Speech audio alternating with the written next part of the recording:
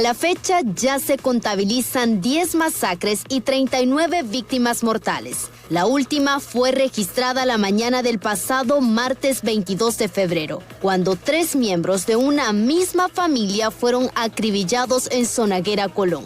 Según los datos, las víctimas se encontraban de visita en un sector montañoso cuando se registró este lamentable hecho. Este año se recibió de forma violenta. Apenas el 1 de enero se registró en el Negrito Lloro el primer asesinato de 4 personas. Posteriormente, en el Distrito Central, el 7 de enero, se registraron otros 4 muertos. En Santa Bárbara, el 9 de enero, 4 muertos. En el Porvenir Atlántida, 27 de enero, una nueva masacre que dejó 4 muertos. El 28 de enero, en el Distrito Central, 7 personas fueron asesinadas. En Catacamas, Olancho, el 29 de enero se registraron 3 muertos. En el Bonito Oriental, el 1 de febrero, una nueva masacre dejó 3 muertos. El 2 de febrero, en Choloma Cortés, se registraron otros 3 muertos. Finalmente, el día de ayer se registró una nueva masacre en Zonaguera, Colón, la cual dejó 3 muertos. Según el reporte de las autoridades, la mayoría de estos hechos se deben a la pelea de territorios entre maras y pandillas.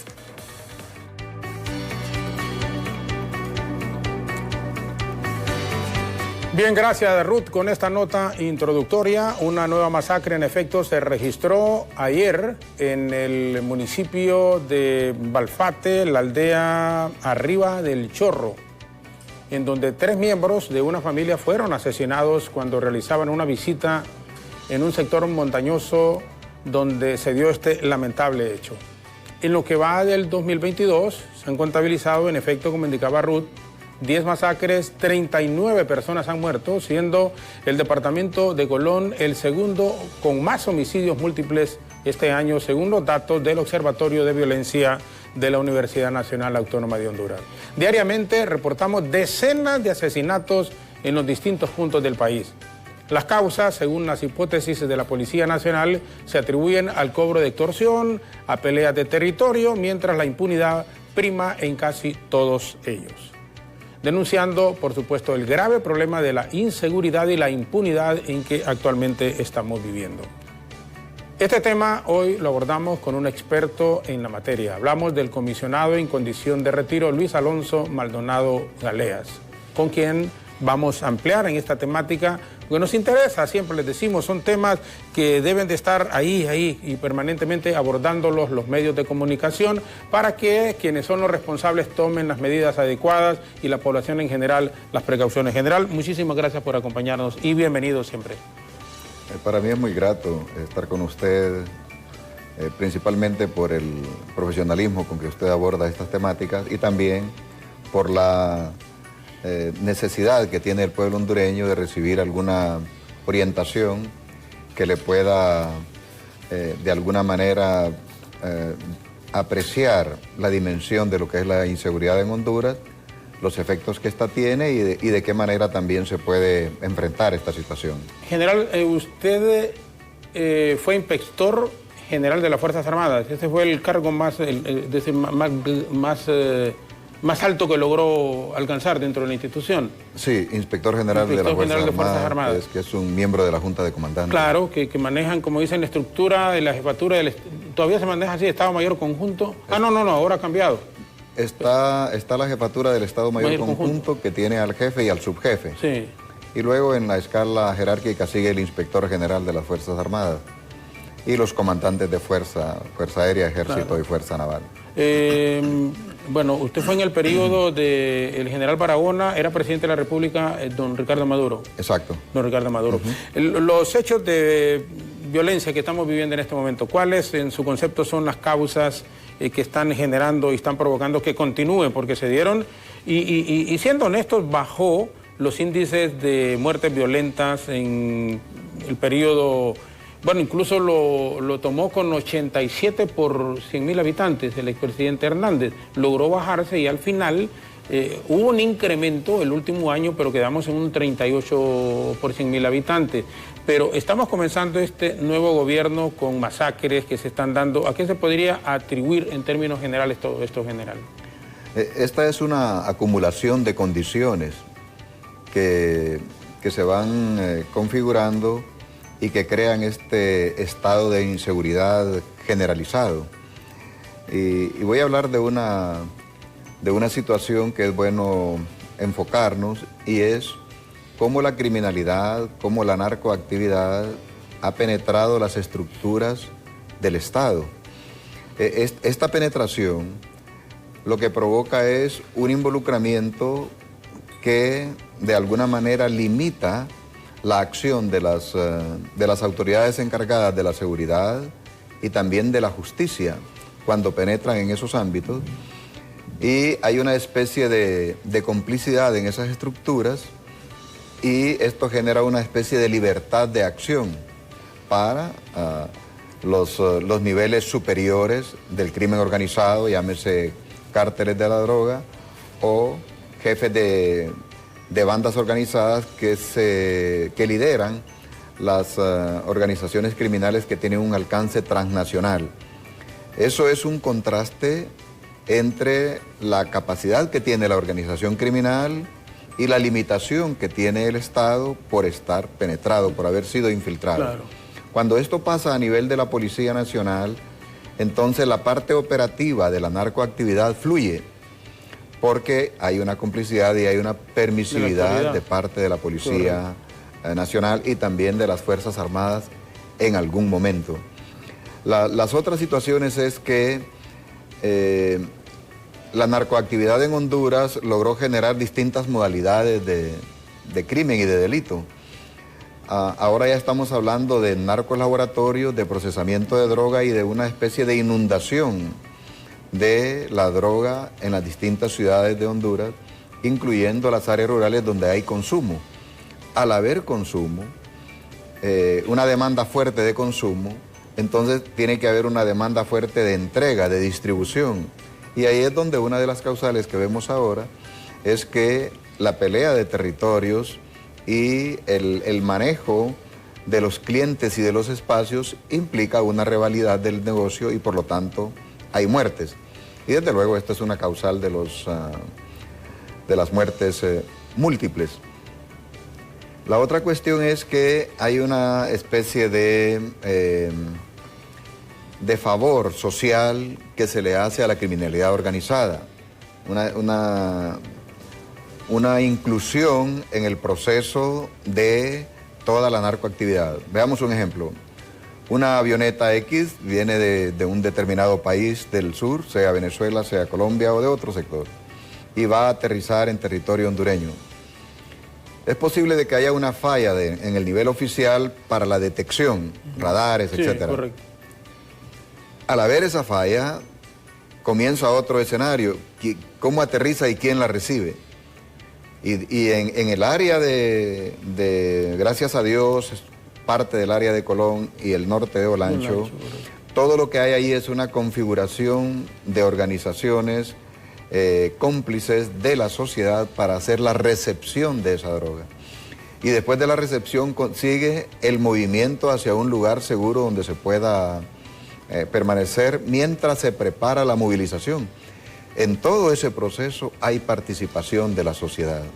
Y esto es grave en el sentido de que la gente empieza a tomar la actividad delictiva como un sustituto de la actividad normal para autodesarrollarse.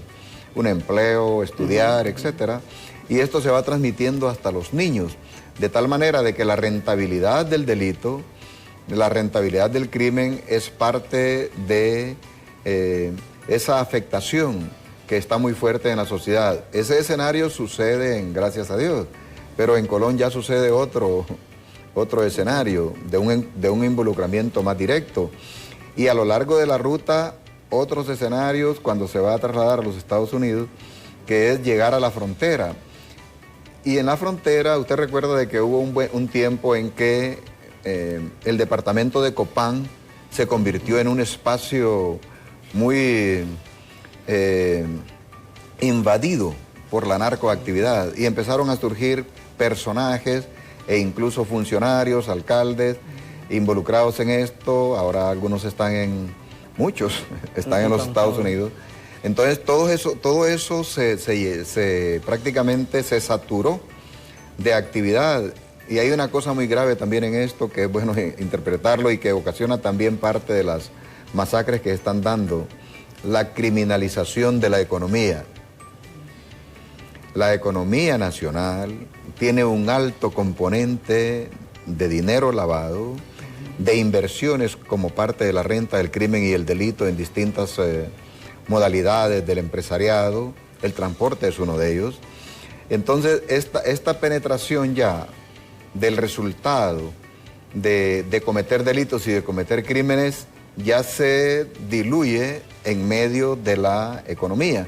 Y al haber una economía, llamémosle, contaminada por el lavado de activos y por otras cosas, entonces también crea un problema de carácter social, en donde ese dinero, al ser fácil compra conciencias, fácil compra voluntades para que apoyen ese tipo. Entonces, esta estructura, esta forma que hemos abordado ahora es lo que provoca todas esas condiciones de inseguridad. Ahora, ¿cuándo comienza a descomponerse la situación en el país?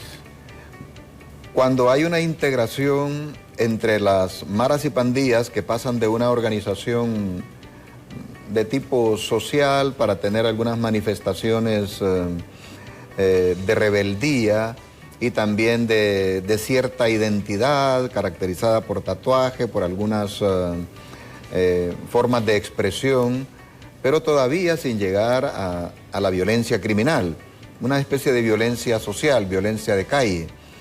Cuando pasa a la violencia criminal y se enlaza con las organizaciones criminales de la narcoactividad y otras de crimen transnacional, ahí comienza a expandirse la capacidad de las organizaciones delictivas y criminales y empiezan a tener una cobertura muy, muy amplia. Y las capacidades de la Policía Nacional con respecto a esa estructura de violencia y criminalidad se reducen. Y desde luego también, esto no lo había citado, pero lo voy a reforzar, y es que la Policía Nacional tuvo un proceso de degradación. Ese proceso de degradación, en algunos casos tuvieron culpa los políticos que ocuparon el cargo de secretarios de seguridad, al alterar cuestiones de liderazgo, de méritos, favoritos y muchas cosas. Esta degradación de la policía ante un incremento de esta forma de criminalidad que hemos descrito, logró ese desbalance, y ese desbalance facilitó el accionar delictivo y criminal, y es por eso que ahora tenemos grandes extensiones de territorios urbanos que están controlados por organizaciones criminales, y también ya están controlando espacios rurales.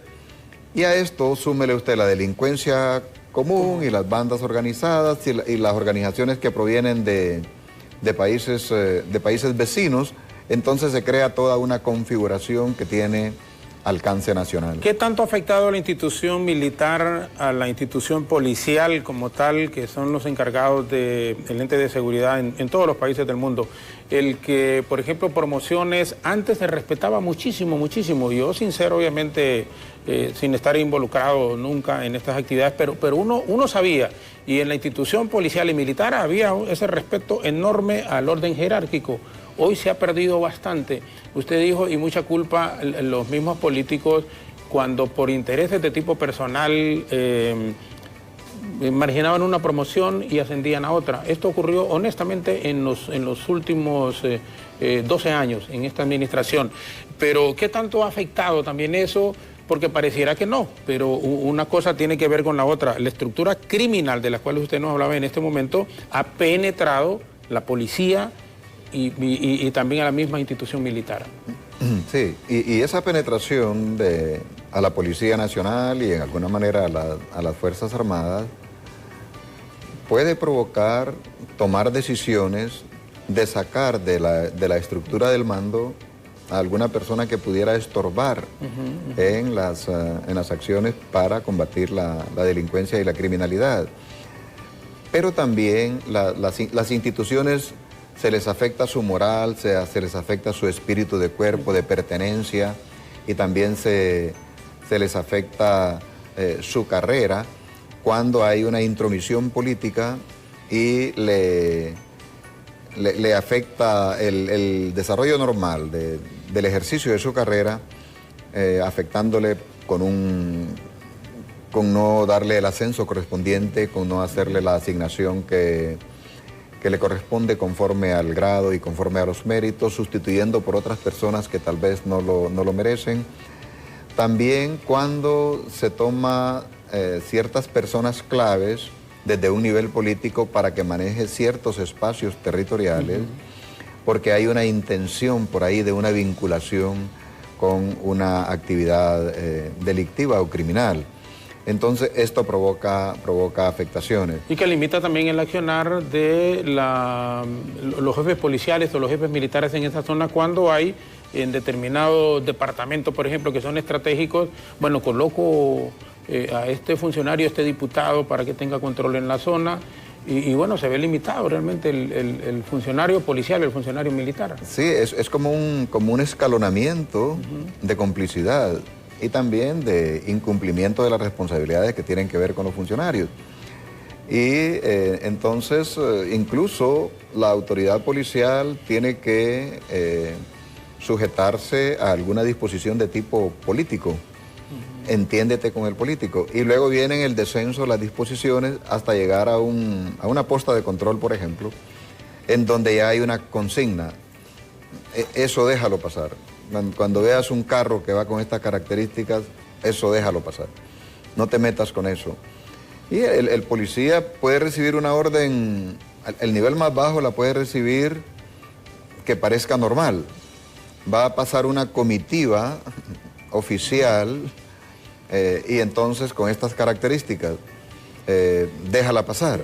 Y el policía cree que adentro viene un funcionario, viene una persona en la cual él no debe de obstruirla porque tiene prisa en su paso. Entonces hay infinidad de formas en las cuales el involucramiento desde el nivel político por las estructuras de orden y seguridad, incluyendo hasta de justicia y fiscales, hasta llegar al nivel más bajo, se enlazan para ser parte de esta situación en la cual se neutraliza, se limita la acción del Estado en contra de la estructura criminal. Y aquí es donde entra la desproporción. Cuando llegamos a los 86.9, creo, muertes por cada 100.000 habitantes, es porque había tenido un proceso de deterioro de la Policía Nacional y había tenido un proceso de incremento de todas las modalidades de criminalidad y había también una situación en la cual la narcoactividad tuvo un proceso de actividad muy fuerte aquí en Centroamérica y desde luego en Honduras como el sitio más ideal para ese movimiento de la droga para su traslado hacia los Estados Unidos.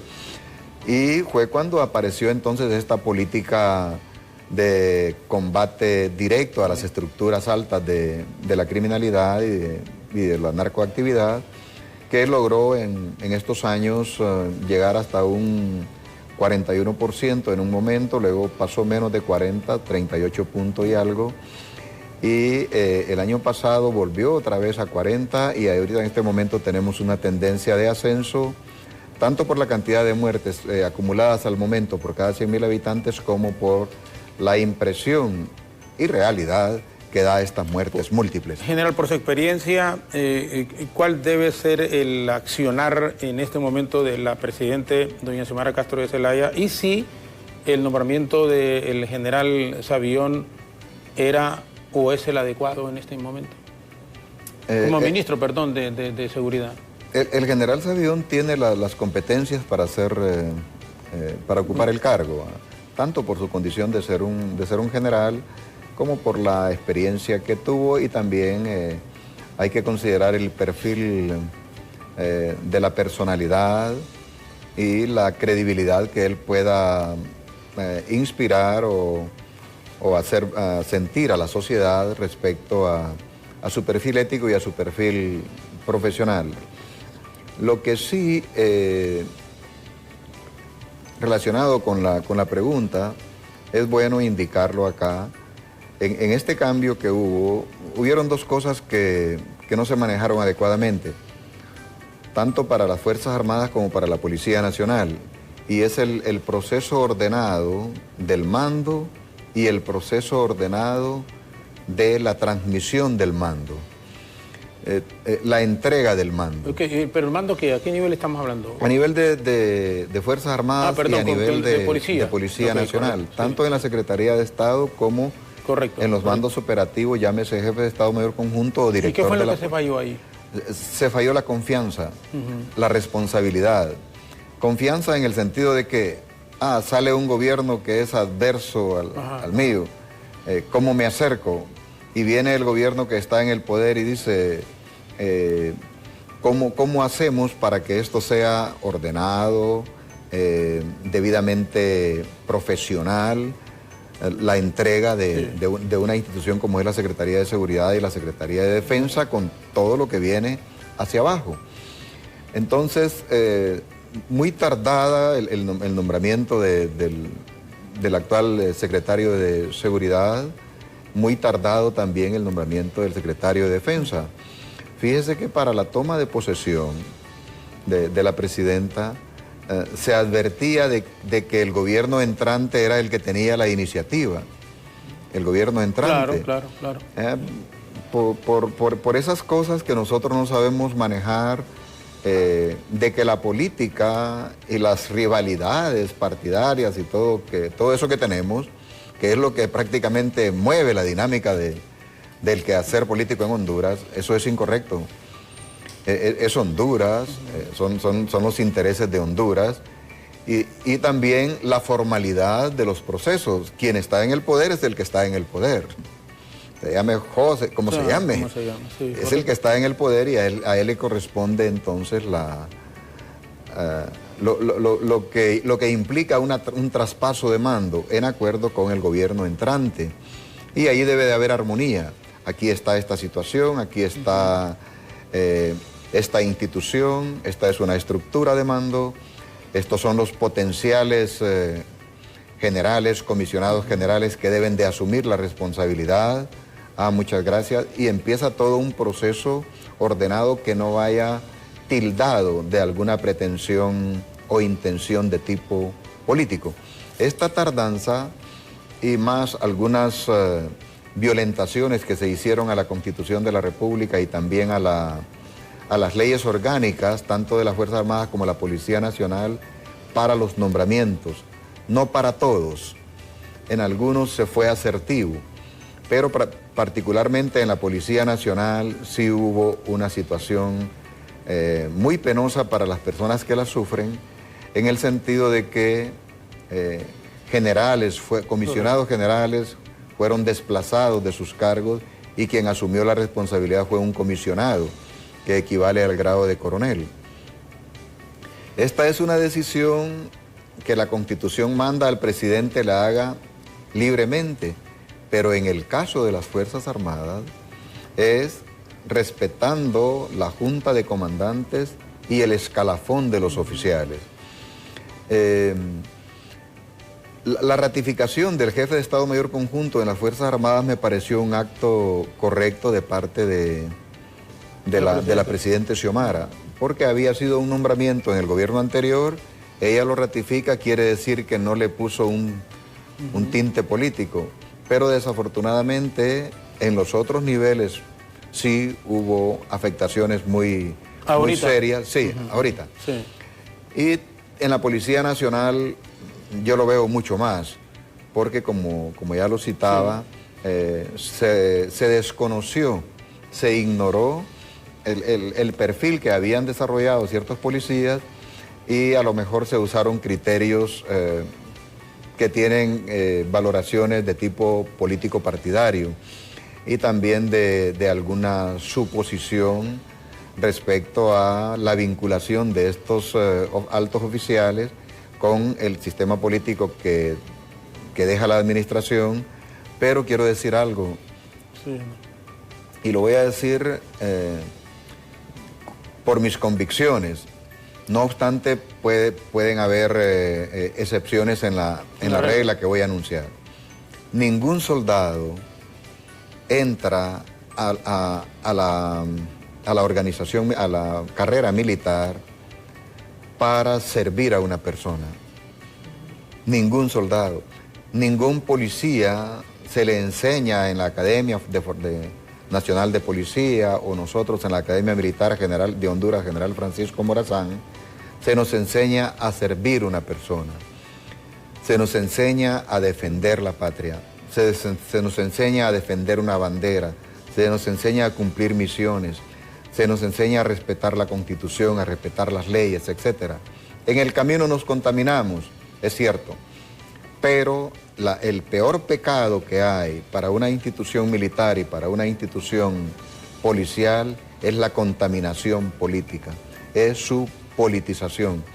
Y dentro de las causas que usted primero pedía como una referencia para esta discusión, quiero remarcar la politización de las Fuerzas Armadas y la politización de la Policía Nacional es lo que más daño le ha dado a estas instituciones y que muy fuerte ha influido en que hayan las capacidades para la neutralización de la inseguridad en Honduras. Y una politización que pudieron haber estilos diferentes de gobernar. Cuando digo gobernar es estar al frente de la jefatura del Estado Mayor Conjunto, de ser ministro de Defensa, ministro de Seguridad. Pero antes, yo le digo porque fui reportero de calle muchísimos años y uno no miraba el sometimiento del cual usted habla en este momento, y una palabra más puntual así, de los altos jerarcas militares y policiales a los políticos de turno como tal.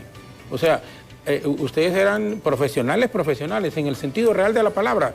Yo recuerdo, por ejemplo, y vivirlo, porque era diputado suplente incorporado. Yo no quería que fuera, por ejemplo, el general Mario Raúl Jun Pacheco, jefe de las Fuerzas Armadas. Yo quería que fuera Núñez Bennett o, en su defecto, Roberto Lázaro, que fueron las ternas que fueron al Congreso Nacional.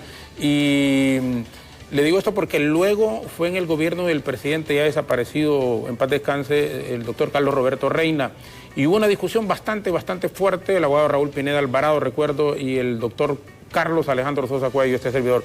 Pero en aquel momento uno sentía la independencia de la institución militar, en ese caso, y que ustedes no, vamos a escoger presidente, y con todo respeto, pero las personas que nosotros aquí, por liderazgos, entiendo que a veces en las promociones hay unos que son primeros y eso ustedes lo respetan. ¿Dónde quiero llegar, general, con la interrogante? En que hoy es completamente diferente. Hoy puede ser de la promoción el número 7, 8, y si el presidente quiere ponerlo, lo pone. Y la Constitución obviamente le da ese derecho. Bueno, pero hay que respetar las instituciones. Y cuando eso ocurre, entonces los policías, los militares, se acercan más al presidente, en este caso a la presidenta, o a sus familiares, para gozar de la posibilidad de tener la posición que realmente quiere ostentar. Independientemente de si o no está en un primero o un segundo lugar en esa promoción. Sí, anteriormente, cuando existía la figura de comandante en jefe de las Fuerzas Armadas, existía otra, digamos, complementaria, que era el Consejo Superior de las Fuerzas Armadas, que era el órgano superior de las Fuerzas Armadas. Y el comandante en jefe era quien ejercía el mando directo de las Fuerzas Armadas y el presidente de la República lo ejercía a través del comandante en jefe. Correcto. Había esa modalidad. Se supuso, y de alguna manera también lo fue, que el comandante en jefe de las Fuerzas Armadas de repente ejercía ese mando sin estar ligado a una subordinación muy directa de parte del presidente. Eso era una especie de realidad. No obstante, con solo el hecho de que el presidente sea el comandante general, ya la relación tiene que ser muy respetuosa. Pero sí había un punto de equilibrio entre estos presidentes en respetar esta figura militar y este militar hacerse respetar ante el presidente. Había una mejor armonía. Sin embargo, en el afán, el mismo presidente Reina y luego después el expresidente Flores impulsaron un proceso de democratización de las Fuerzas Armadas, y eso es bueno. Y se creó la figura de la jefatura del Estado Mayor Conjunto. Pero también se creó otro problema. Los presidentes han creído hasta el momento de que al haberse de alguna manera debilitado esta figura militar, del alto mando militar, entonces la injerencia empezó a ser más acentuada, ¿no? Tanto de la presidencia como de los ministros de seguridad y los ministros de defensa. Entonces esto ha afectado a las Fuerzas Armadas en el sentido de que hay un problema: madurez política, responsabilidad política. Las figuras, llámese como se llame, no han valorado la dimensión de lo que es ser presidente de la República y ser comandante general, ya sea de la Policía Nacional o de las Fuerzas Armadas. Entonces, para un soldado, el comandante general es la primera figura, es el primer soldado. ¿Y sabe qué? El soldado quiere que ese primer soldado actúe como soldado, que respete eso que vive el soldado con todas sus situaciones, sus privaciones, su lealtad, su sacrificio, etc. Entonces provoca estas afectaciones que van debilitando a las instituciones. Y estamos hablando de esto porque también el sistema político está debilitado. El sistema político, es muy difícil tomar nosotros un ejemplo de un determinado personaje que ocupe la presidencia, que sea designado, que sea diputado, que sea alcalde, lo que sea, para decir quiero ser como él. Una referencia. Y esta pérdida de la referencia para ser de la ciudadanía, de la juventud, etcétera, es grave. No es tan superficial y nosotros no lo hemos advertido. Estamos dejando malos ejemplos de cómo se debe de administrar un Estado, de cómo se debe de administrar una institución de orden, de seguridad, de justicia, de fiscalización, cómo deben de ser esas instituciones, cómo deben de ser los liderazgos de esas instituciones. Y entonces hay una especie de efecto hacia una ciudadanía a la cual nosotros le exigimos un comportamiento correcto en las relaciones sociales, en las relaciones familiares, cuando en el nivel político nos portamos como delincuentes. Y lo digo así con énfasis, como delincuentes. Violar la Constitución es delincuencia, es un delincuente. Violar la ley es un delincuente. No es que está amparado porque ocupa un cargo político y la política resuelve la justicia, no, es un delincuente. Y estas formas de actuación en el nivel político con un sello delictivo, esto prácticamente se derrama y se forma una especie de escalonamiento del delito. El presidente lo hace, bueno, y yo también. Yo ocupo este cargo, no, pero el jefe.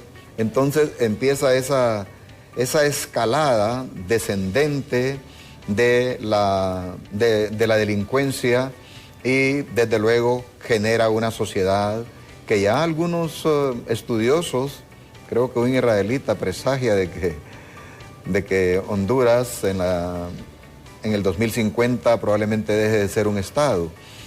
Y no es broma.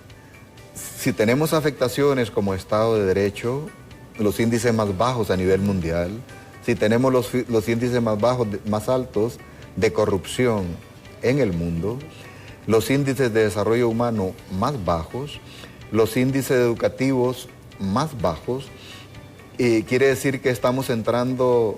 A mí no me gusta castigar tanto al Estado diciendo al Estado fallido, pero sí estamos entrando a un Estado disfuncional. La disfuncionalidad del Estado, y en este caso que estamos tratando ahora, la disfuncionalidad de un sistema de seguridad integral del Estado, que requiere actitudes políticas responsables, marcos jurídicos debidamente elaborados y buenos liderazgos.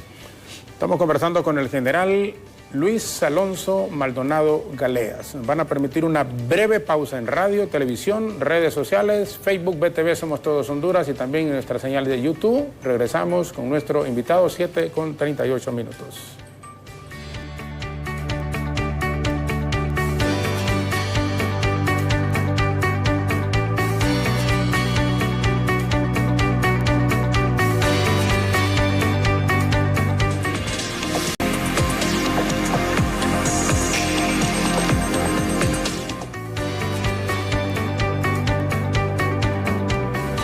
Seguimos conversando ya en la parte final con quien fue inspector de las Fuerzas Armadas, alcanzando el más alto rango en su función militar, el general Luis Alonso Maldonado Galeas, también ahora participando en forma directa en la actividad política en el Partido Liberal.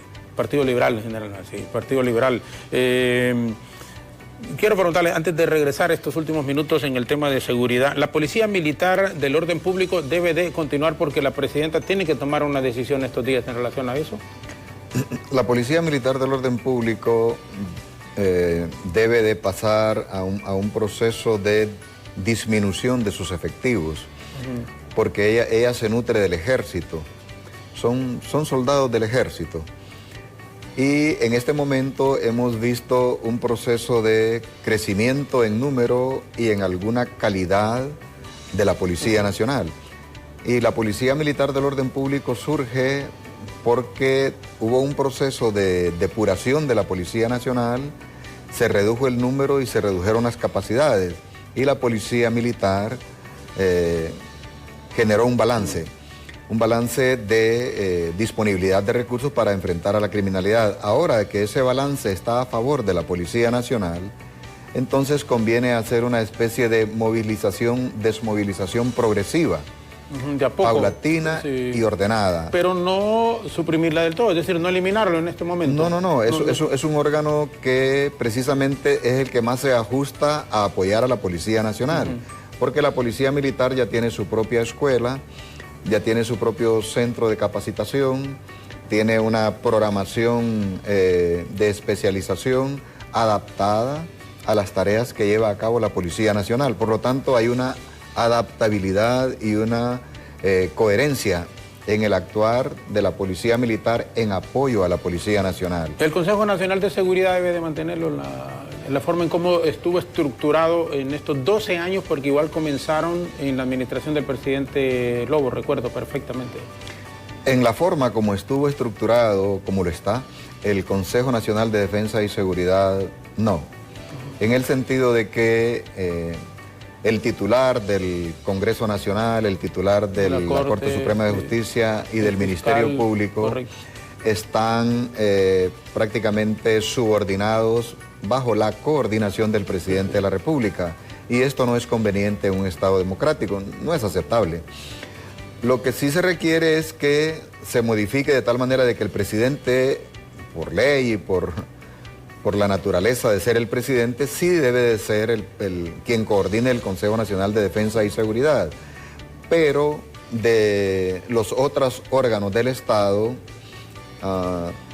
del gobierno, legislativo y judicial, lo que debe de haber es una especie de enlace interinstitucional para contribuir en la articulación de las distintas agencias del Estado para esto. Esto requiere una reforma profunda. Hay que hacer una ley prácticamente nueva, de tal manera de que se tenga la figura que corresponde a los sistemas democráticos, pero que es necesario el Consejo Nacional de Defensa y Seguridad, sí lo es. Es una figura presente en todos los países del mundo. Estos últimos minutos, general, retomo el tema de la criminalidad, de la inseguridad que estamos viviendo en este momento. ¿Quiénes son los verdaderos responsables de lo que está pasando en este instante y cuando se han incrementado de nuevo las masacres, el crimen y la inseguridad que se vive en la calle? Creo que hubo un defecto aquí de la estrategia y de la política de seguridad.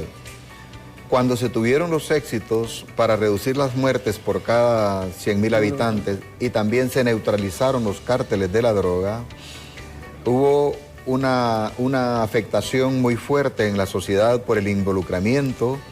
Entonces falló la reorientación de la estrategia hacia la ciudadanía, hacia la prevención y hacia la creación de condiciones que pudieran, dos cosas. Lo primero, neutralizar la capacidad del crimen para penetrar en una sociedad culta, educada, formada, con convicciones, con valores, con principios. Eso se ha descuidado totalmente. Y volvemos también al mal ejemplo que se da desde el nivel político hacia esa ciudadanía que no tiene referentes para un comportamiento adecuado. Esto se traduce en la falta de una estrategia de prevención de la violencia y de la inseguridad en general, una estrategia integral. Usted recuerda, hubo un gabinete de prevención, pero que de repente se invisibilizó por las otras acciones de carácter operativo directo que se han dado para combatir, que es correcto, pero se hace a un lado la gran estrategia que se requiere para crear otro modelo de ciudadanía. En este momento la Presidenta tiene una estrategia de la policía comunitaria y está bien como un modelo, como una actitud institucional para tener una aproximación a la ciudadanía y tener una relación policía-ciudadano que pueda crear condiciones de seguridad comunitaria. Pero hay un problema. Esta sociedad que nosotros tenemos ahora es una sociedad que no acepta autoridad, que no acepta ley, que se rehúsa a tener esa especie de relación. Entonces tiene que ampliarse esta estrategia en una acción de intervención para crear condiciones de seguridad, luego ese acercamiento y luego el involucramiento de la sociedad en crear sus propias condiciones de seguridad. Este es un proceso lento, pero también es seguro. Y lo otro que quiero agregar a ello es la participación de las corporaciones municipales. Países como los Estados Unidos, la alcaldía municipal tiene su propia policía municipal. Y nosotros tenemos un proceso de crecimiento, pero no consolidado. Necesitamos consolidar la estructura policial para que pueda atender los delitos menores y la convivencia ciudadana en un marco de relación también a ese nivel de policía comunitaria. Este sería el primer escalón de la seguridad en Honduras, seguido después del escalón correspondiente a la Policía Nacional con todas sus expresiones de control, de inteligencia preventiva, de especiales, etc. Desde luego se requiere todo un esfuerzo para también consolidar el marco jurídico. Tal vez esto sea muy prematuro decirlo y no haya tanto tiempo, pero en Honduras no hay una ley de seguridad interior. Hay una ley para que funcione la policía, ¿se acuerda? Ley orgánica de la policía. Correcto. Sí, ley de la carrera policial. Sí. Pero eso es para que funcionen las organizaciones. Pero falta la ley de seguridad interior, que es la que hace que funcione la institucionalidad. Y la institucionalidad en un Estado no se reduce solamente a que hayan policías y soldados para que haya seguridad. Es todo un marco institucional de todas las secretarías de Estado que tengan vinculación con la seguridad para que tengan participación. Y cuando hablábamos de aquellos indicadores, si esos indicadores crecen de corruptos, de desarrollo humano, de educación, crecen en negativo, entonces usted tiene una sociedad que es muy vulnerable a entrar a procesos delictivos.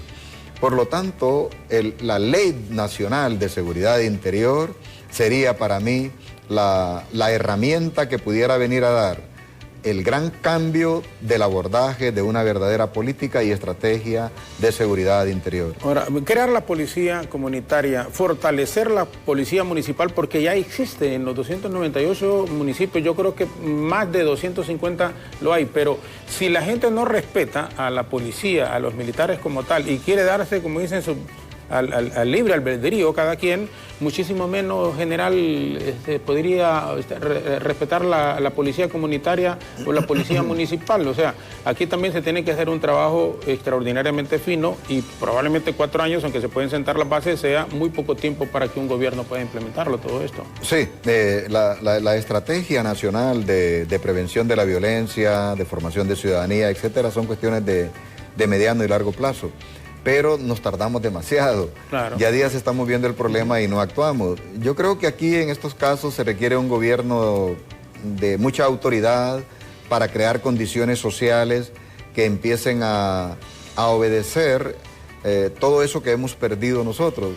Vaya, por ejemplo, si la presidenta tiene la oportunidad de ordenar ahorita por lo menos un sábado cívico al mes. Debemos de introducir otra figura al interior de los centros educativos, la figura disciplinaria y la figura de formación de valores e identidad nacional. Aquí está la figura de orientación que orienta, pero necesitamos una figura que pueda crear esas condiciones. Lo digo con todo respeto y porque soy soldado y lo hemos vivido. Yo fui rector del Liceo Militar del Norte en 3 años y logramos los más altos estándares en excelencia académica como en comportamiento de los jóvenes. Pero se requieren reglamentos estrictos y también se requieren toda una formación docente que conlleve también la formación de ciudadanía y de identidad nacional. General, siempre es un enorme placer conversar con usted. Estoy seguro, no es que creo, que nuestros televidentes, quienes están conectados también en las redes sociales y nos escuchan en la radio, valoran muchísimo, incluidos obviamente nosotros, sus aportes que nos ha hecho sobre este tema de la violencia, la criminalidad definitivamente, y también por su calidad humana y su honradez, que quienes le hemos tratado, quienes lo conocemos y sabemos de su trayectoria, podemos, y lo digo con todo respeto y con toda modestia, dar prueba de ello. Así que le dejo para que por favor en un minuto se despida agradeciéndole una vez más que nos haya acompañado. ¿Qué puede hacer la presidenta para profundizar y controlar un poco estos hechos de criminalidad y de inseguridad que se está viviendo en el país? Gracias, Jorge. Yo creo que ella debe de diversificar las estrategias y concentrarse más en la estrategia de prevención de la inseguridad. Se necesita una acción coordinada interinstitucional y hay un concepto que se debe de fortalecer, que es las operaciones interagenciales. De esto debe de haber una doctrina en la cual las agencias nacionales, las agencias centroamericanas y las agencias de otros países de cooperación deben de estar debidamente articuladas. Pero también debe de haber una depuración política. Debe de empezar a dejarse de ver a las instituciones como que solo porque se asume el mando de la nación y se releva a otro mando de la nación, hay que estigmatizar a las instituciones porque están vinculadas con tal o cual gobierno. Ahí también se requiere un desprendimiento de ese tipo de actitudes para ver a esas instituciones como las garantes de la seguridad del Estado. Ampliar los horizontes del enfoque que se le debe dar a la seguridad. No es cuestión de policías y soldados, es cuestión de una responsabilidad del sistema político y de nosotros, los ciudadanos. Éxitos para el nuevo gobierno en esta difícil tarea y desde luego un llamado a la ciudadanía para que tenga la respuesta afirmativa de cooperar con su propia seguridad. Muchísimas gracias a usted, Jorge, y a Canal 9. Muchas gracias, general. Placer saludarlo. El general Luis Alonso Maldonado Galeas nos ha acompañado esta mañana aquí en nuestros estudios. La violencia causada por el crimen organizado, el narcotráfico y las pandillas es uno de los principales problemas que azotan al país. De esta realidad todos somos responsables como padres de familia. Debemos velar y responder por las acciones de nuestros hijos muchas veces. Como ciudadanos, actuar con integridad y tener la cultura de denuncia para exigir justicia a los entes encargados de impartirla y al gobierno. Estos, sobre todo, tienen la obligación, a través de las instituciones de seguridad, de prevenir, de disuadir y controlar y combatir la violencia para restablecer la paz y el orden en la sociedad. De nuevo al general, gracias por habernos acompañado aquí en el estudio, junto a Alejandra Rivera. Este servidor, cerramos el noticiero con Henry Gómez y la acción de los deportes. Henry, muy buenos días.